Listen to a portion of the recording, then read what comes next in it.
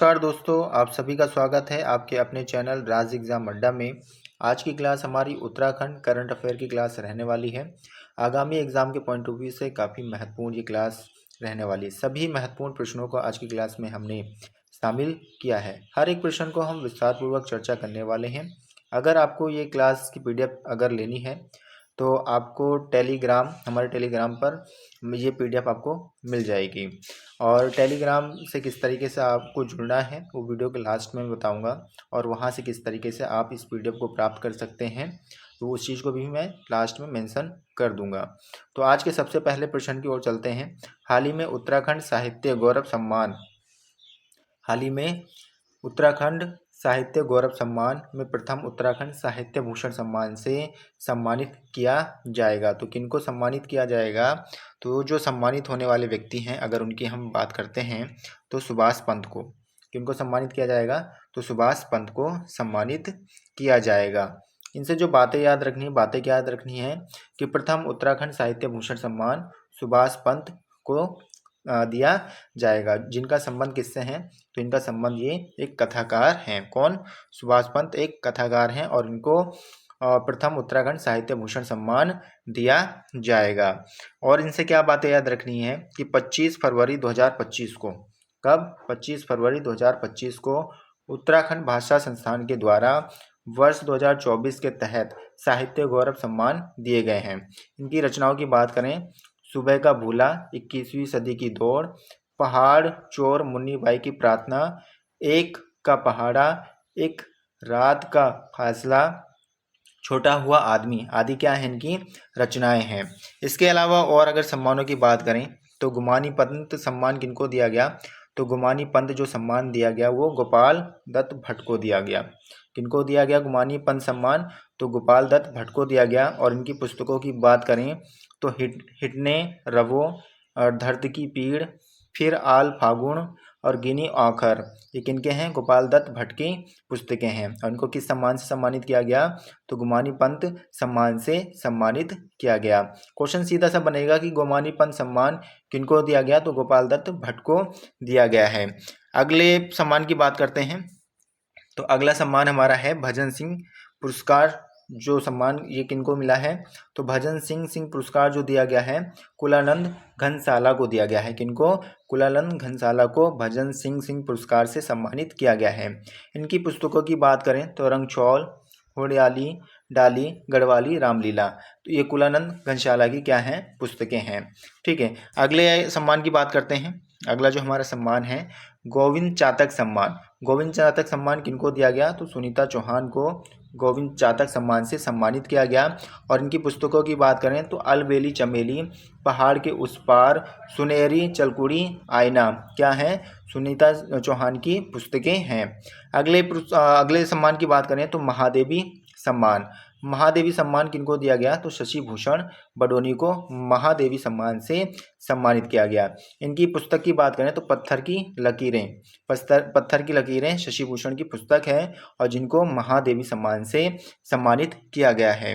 अगले सम्मान की बात करते हैं। अगला सम्मान है सलेश मटियानी पुरस्कार। सलेश मटियानी पुरस्कार भी किसको दिया गया? तो सलेश मटियानी पुरस्कार ललित मोहन रयाल को दिया गया। और इनकी पुस्तक कौन सी है? चाकरी चतुरंग ललित मोहन रयाल की है, जिनको सलेश मटियानी पुरस्कार से सम्मानित किया गया। अगले पुरस्कार की बात करें तो डॉक्टर पीताम्बर दत्त बड़तवाल पुरस्कार। और इस पुरस्कार से किनको सम्मानित किया गया? तो नीरज नैथानी को सम्मानित किया गया। और इनकी पुस्तक जो है हिमालय में पथारोहण नीरज नैथानी की पुस्तक है और जिनको सम्मानित किया गया डॉक्टर पीताम्बर दत्त बड़तवाल पुरस्कार से सम्मानित किया गया है। ठीक है, इसके अलावा और अगर बात करें भवानी दत्त थपलियाल पुरस्कार की, तो भवानी दत्त थपलियाल पुरस्कार वीरेंद्र पवार को दिया गया और इनकी पुस्तक है व्युत विचार। ठीक है, वीरेंद्र पवार की कौन सी पुस्तक है? तो व्युत विचार है और इनको भवानी दत्त थपलियाल पुरस्कार से सम्मानित किया गया। अगले पुरस्कार की बात करें तो कन्हैया लाल डंडरियाल पुरस्कार जो मिला है मदन मोहन बहुगुणा को। किनको? मदन मोहन बहुगुणा को कन्हैया लाल डंडरियाल पुरस्कार से सम्मानित किया गया। और इनकी पुस्तक तेरी किताब छो। कौन सी पुस्तक है? तेरी किताब छो। और अगले पुरस्कार की अगर हम बात करते हैं, अगला पुरस्कार है बहादुर बोरा पुरस्कार। बहादुर बोरा पुरस्कार किनको दिया गया? तो महेंद्र ठकुरानी को दिया गया है। कौन सा पुरस्कार? तो बहादुर बोरा पुरस्कार। और पुरस्कार की बात करें तो शेर सिंह बिष्ट अनपढ़ पुरस्कार। शेर सिंह बिष्ट अनपढ़ पुरस्कार किनको दिया गया? तो मोहन जोशी को दिया गया। और इनकी पुस्तक है शिव के ब्याह। शिव के ब्याह इनकी क्या है? पुस्तक है। और किस पुरस्कार से सम्मानित हुए? तो शेर सिंह बिष्ट अनपढ़ पुरस्कार किनको दिया गया? तो मोहन जोशी को दिया गया है। बाल साहित्य पुरस्कारों की बात करेंगे तो बाल साहित्य पुरस्कार किन किन को मिला है अगर उसकी बात करें तो गौरवपंत शिवानी सम्मान समा खान को दिया गया।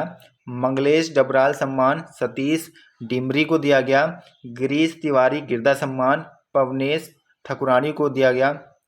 विद्या सागर नोटियाल पुरस्कार अनूप सिंह रावत को दिया गया। भरत धूलिया सम्मान हलंत पत्रिका के लिए ज्योति उत्प्रेती और निर्जा उत्प्रेती को दिया गया है। तो ये बाल साहित्य पुरस्कार हैं। तो यहाँ से भी एग्जाम में आपको क्वेश्चन देखने को मिल सकते हैं। तो याद रखना है कौन सा पुरस्कार किसको दिया गया है। अगले पुरस्कार की ओर चलते हैं। अगला है दीर्घकालीन उत्कृष्ट साहित्य पुरस्कार। अगला पुरस्कार कौन सा है? तो दीर्घकालीन उत्कृष्ट साहित्य पुरस्कार। सुमित्रा नंद पुरस्कार, सुमित्रा नंदन पंत पुरस्कार जो दिया गया है डॉक्टर दिनेश पाठक को दिया गया है। और इनकी पुस्तकों की बात करें तो नाव व बांधो ऐसी ठौर, इन दिनों वे उदास हैं, पहाड़ कथा, एक नदी थी आदि क्या है इनकी पुस्तकें हैं। तो डॉक्टर दिनेश पाठक को किस पुरस्कार से सम्मानित किया गया? तो सुमित्रा नंदन पंत पुरस्कार से सम्मानित किया गया है।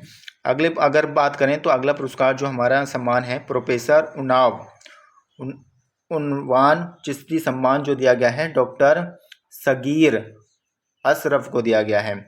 और इनकी पुस्तक कौन सी है? उर्दू तहरीक व तबकीद के हवाले। ठीक है, 2024 से इनको सम्मानित किया गया है। अगले प्रश्न की ओर चलते हैं। अगला जो हमारा प्रश्न रहने वाला है, अगला प्रश्न क्या है? हाल ही में उत्तराखंड सरकार ने कितने करोड़ का बजट 2025-26 में पेश किया है? हाल ही में उत्तराखंड सरकार ने कितने करोड़ बजट 2025-26 में पेश किया है? तो इसका आंसर जो रहने वाला है अगर उसकी बात करें तो 175.33 करोड़ रुपए पेश किए हैं। किसने? उत्तराखंड सरकार के द्वारा ये बजट पेश किया गया है। ठीक है, तो उत्तराखंड बजट से कुछ बातें याद रखनी है। उत्तराखंड बजट 2025-26 से क्या क्या बातें याद रखनी है अगर उसकी बात करें तो राज्य का कुल बजट 2025-26 में कितना है? तो 1,01,175.33 करोड़ बजट है 2025 और 26 का। राज्य का कुल बजट 2024 और 25 में कितना था?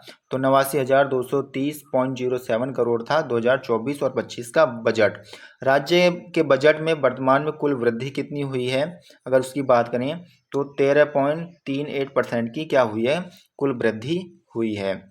ठीक है, वृद्धि कितनी हुई है? 13.38% की हमें वृद्धि देखने को मिली है वर्तमान में। 2001 और 2002 बजट के सापेक्ष ये कितने गुना है? तो ये 24 गुना अधिक बजट है। और बातें क्या याद रखनी है? बजट 2025 और 26 विशेष बिंदु क्या है? तो ज्ञान। तो ज्ञान यहाँ जी का अर्थ है गरीब कल्याण से, वाई का अर्थ है यहाँ युवा से, ए का अर्थ है यहाँ अन्नदाता से और एन का अर्थ क्या है? तो नारी से। तो कभी कभी यहाँ से भी ये भी प्रश्न बन सकता है कि जो बजट का ये ज्ञान शब्द है इसमें जी का अर्थ क्या है? तो गरीब कल्याण है। या पूछ लेगा एन का अर्थ क्या है? तो नारी से है। और ए का अर्थ क्या है? अन्नदाता से है। और वाई का अर्थ क्या है? तो युवा से है। तो यहाँ इस तरीके से भी प्रश्न बन सकता है। और क्या याद रखना है कि बजट 2025-26 का आधार स्तंभ क्या है? बजट 2025-26 का आधार स्तंभ क्या है? अग्रणी उत्तराखंड राज्य की स्थापना हेतु नमो बजट। ठीक है, आधार स्तंभ क्या है? नमो बजट है। यहाँ एन का मतलब है नवाचार से, ए का मतलब है आत्मनिर्भरता से, एम का मतलब है महान विरासत से और ओ का मतलब है ओजस्वी महान विरासत से। ठीक है, तो पूछेगा कि बजट 2025-26 का आधार स्तंभ क्या है? तो नमो बजट है। और एन का अर्थ इसमें क्या रखा गया है? तो एन का अर्थ है नवाचार। ए का अर्थ है आत्मनिर्भरता, एम का अर्थ है महान विरासत, ओ का अर्थ है ओजस्वी महान विरासत। तो ये भी यहाँ से इस तरीके से एग्जाम में क्वेश्चन देखने को मिल सकता है।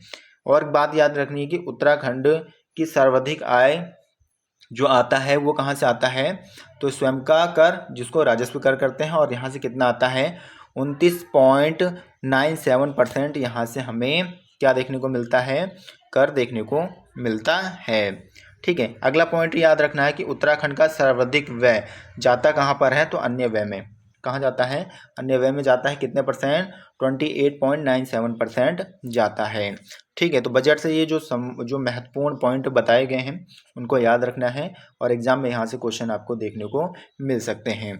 अगले प्रश्न की ओर चलेंगे। अगला आज का प्रश्न है कि उत्तराखंड कैबिनेट ने भू कानून प्रस्ताव को कब मंजूरी दी। ठीक है, उत्तराखंड कैबिनेट ने भू कानून प्रस्ताव को कब मंजूरी दी, तो इनके द्वारा जो मंजूरी दी जाती है 19 फरवरी 2024 को। कब मंजूरी दी गई, तो 19 फरवरी 2024 को मंजूरी दी गई। बातें क्या याद रखनी है कि नए कानून के तहत हरिद्वार, उधम सिंह नगर को छोड़कर बाकी 11 जिलों में बाहरी राज्यों के लोग कृषि और बागवानी के लिए ज़मीन नहीं खरीद सकेंगे।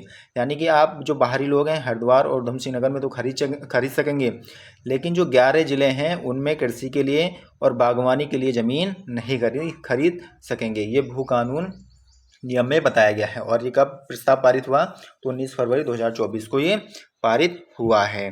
ठीक है, और अगले प्रश्न को देखेंगे। अगला जो हमारा प्रश्न है, हाल ही में उत्तराखंड के किस व्यक्ति को प्रतिष्ठित धन्वंतरी पुरस्कार 2024 से सम्मानित किया गया।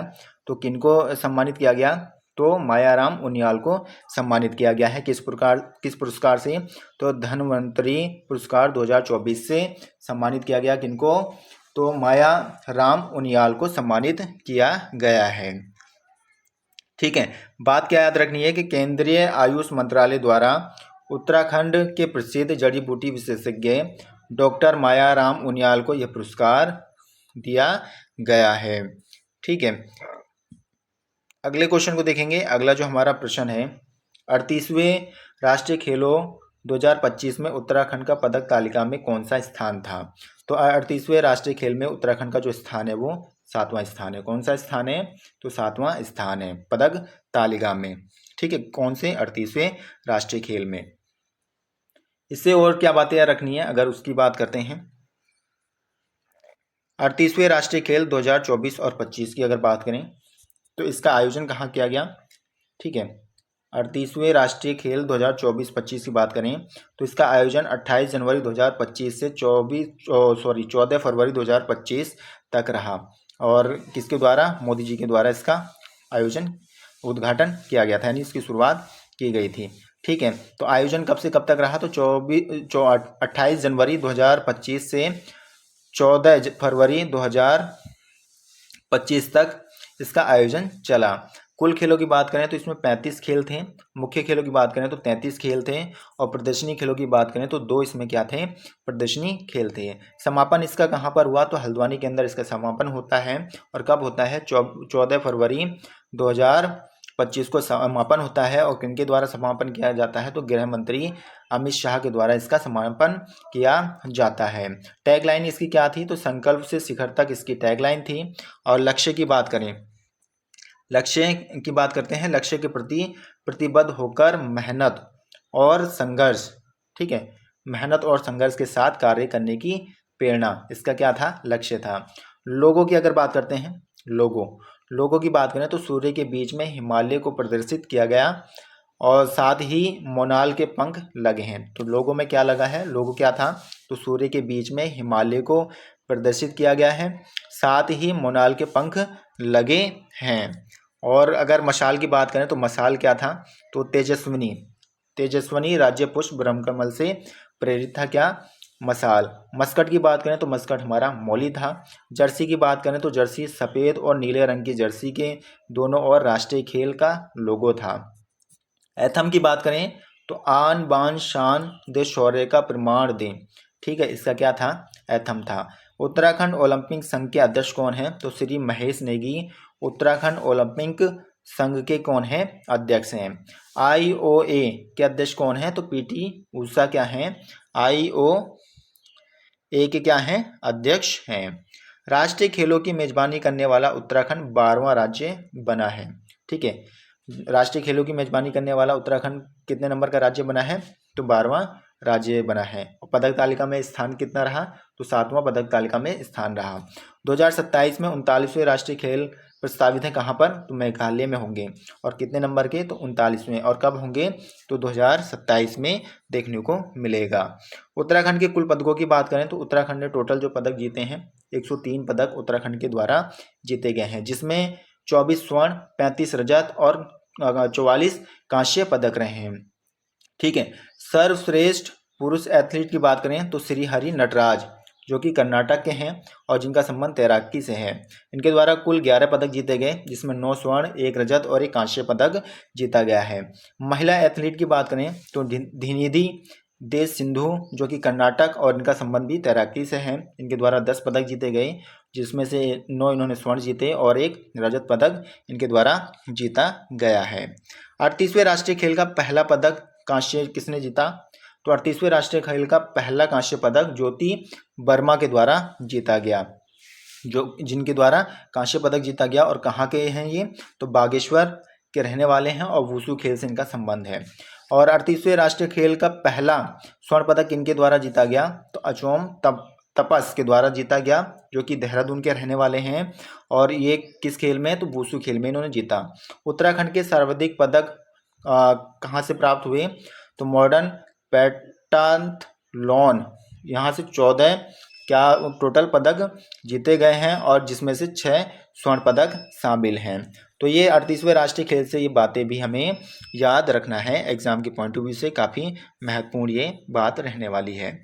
अगले क्वेश्चन की ओर चलते हैं। अगला जो हमारा क्वेश्चन है, अगर उसकी बात करें, उत्तराखंड के कितने आदर्श ग्राम को संस्कृत ग्राम की मान्यता मिली है, तो कितने गांव को, तो 13 गांव को। ठीक है, 13 गांव को क्या दिया गया है, आदर्श ग्राम को संस्कृत ग्राम की मान्यता दी गई है उत्तराखंड के 13 गांव को। वो 13 गांव कौन कौन से हैं, अगर उनकी बात करें तो एक तरफ जिला, ब्लॉक और गांव दिए हैं। ठीक है, अल्मोड़ा जिले की बात करें तो अल्मोड़ा जिले के ताड़ीखेत ब्लॉक के जैती गाँव, ठीक है, ये क्या है, आदर्श संस्कृत गांव घोषित किए गए हैं। नैनीताल जिले की बात करें तो नैनीताल जिले में कोटाबाग के पांडे गांव को, टिहरी गढ़वाल की बात करें तो प्रतापनगर ब्लॉक के मुखेम गांव को, और रुद्रप्रयाग की बात करें तो अगस्त मुनि बैजी गांव को, और पौड़ी की बात करें तो खिरसू ब्लॉक के गोदा गांव को, चमोली की बात करें तो कर्णप्रयाग ब्लॉक के डिम्बर गांव को, और उत्तरकाशी के मौरी ब्लॉक के कोटा गांव को क्या करा गया है, संस्कृत आदर्श ग्राम घोषित किया गया है। इसके अलावा और जिलों की बात करें, जैसे कि हरिद्वार से बहादरा ब्लॉक के नूरपुर पंजन हेड़ी गांव को, और देहरादून के डोईवाला ब्लॉक के भोगपुर गांव को संस्कृत आदर्श गांव घोषित किया गया है।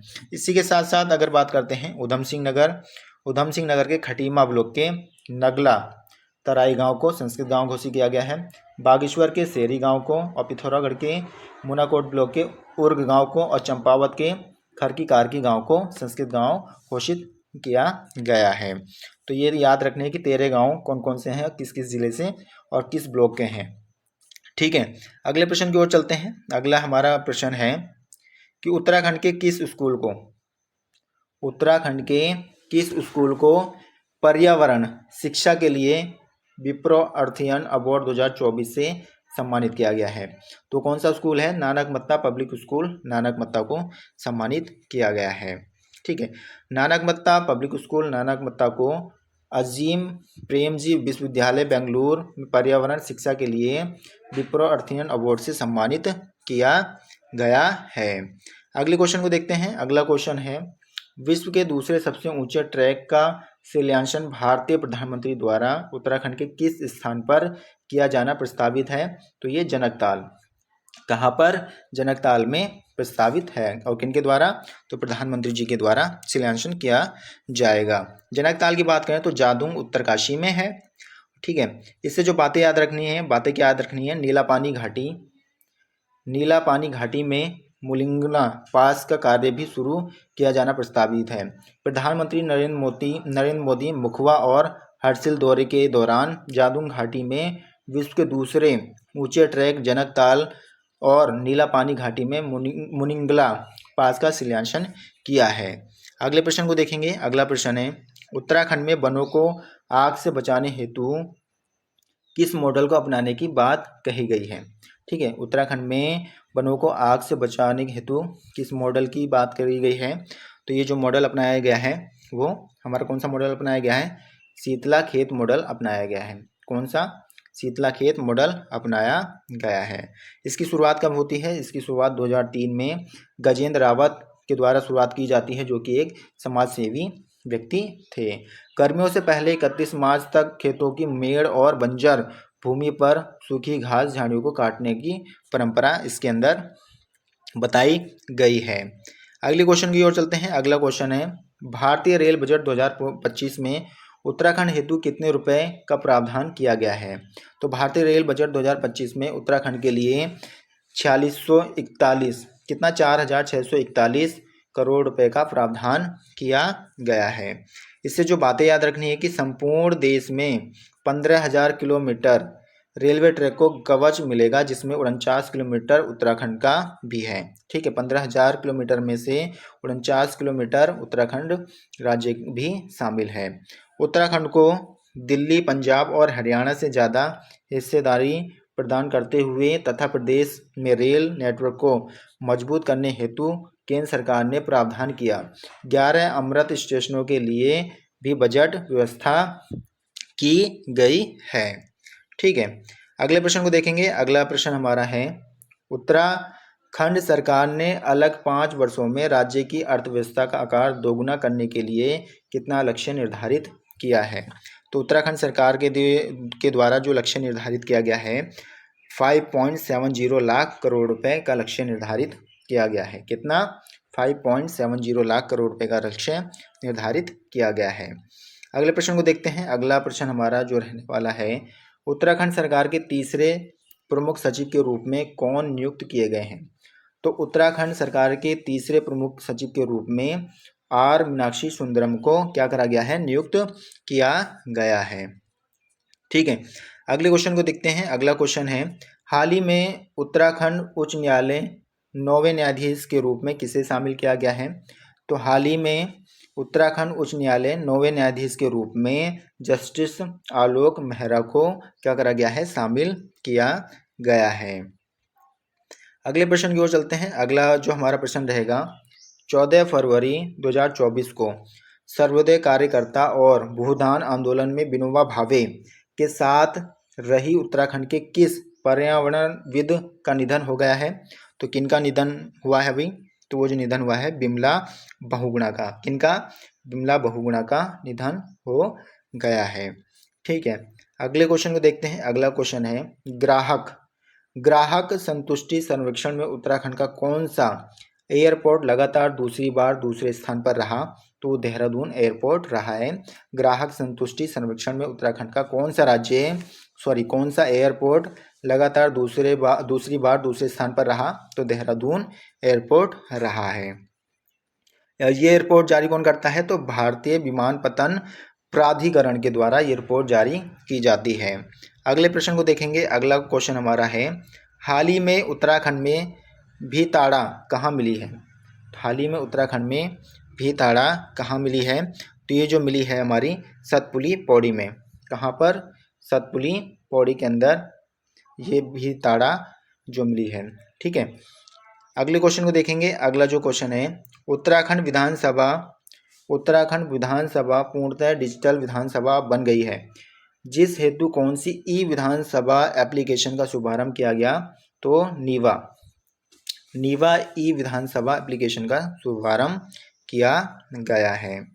ठीक है, अगले प्रश्न को देखते हैं। अगला प्रश्न हमारा रहने वाला है, अगले प्रश्न की हम बात करें, अगला जो प्रश्न रहने वाला है, उत्तराखंड बजट 2025-26 में किस क्षेत्र पर विशेष फोकस किया गया है।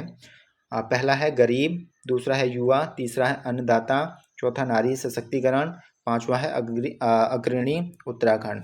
तो गरीब, युवा, अन्नदाता, नारी सशक्तिकरण, अग्रणी उत्तराखंड, इन सभी पर विशेष फोकस किया गया है उत्तराखंड बजट 2025-26 में।